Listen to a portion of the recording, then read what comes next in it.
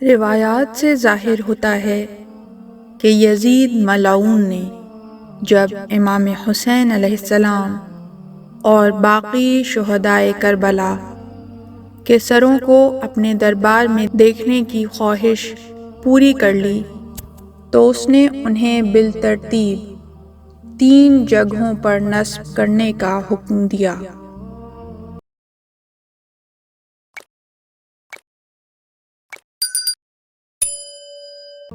اپنے محل کے دروازے پر، پھر دمشق کے دروازوں پر، پھر جامع مسجد کے دروازوں پر۔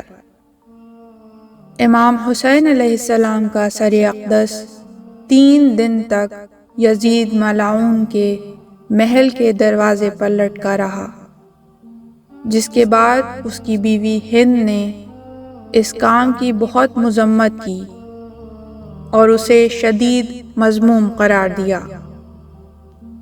پھر امام حسین علیہ السلام کے سر اقدس کو دمشق کے دروازے پر نصب کیا گیا اور کچھ دن کے بعد اسے وہاں سے اتروا کر یزید نے اپنے سونے کے کمرے میں رکھوا دیا۔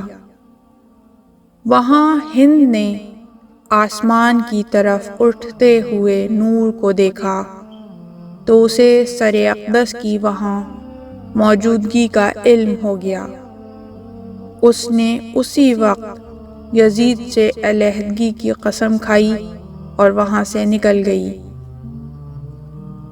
اس کے بعد امام حسین علیہ السلام کے سر اقدس کو کچھ دن کے لیے جامع مسجد دمشق کے دروازے پر اور کچھ دن مسجد کے مینار پر نصب کیا گیا۔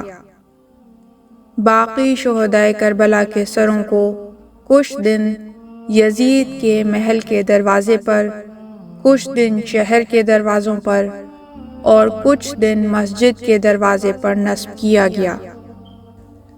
ان واقعات کی تفصیل سید عبدالرزاق مکرم کی کتاب مقتل امام حسین علیہ السلام، شیخ باقر شریف قرشی کی کتاب حیات الامام الحسین علیہ السلام اور ابی الفدا کی کتاب تقویم البلدان میں درج ہیں۔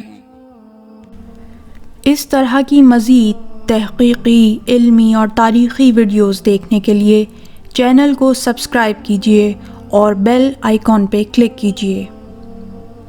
ویڈیو کو لائک کریں اور کامنٹس کے ذریعے بتائیے کہ آپ کو ویڈیو کیسی لگی۔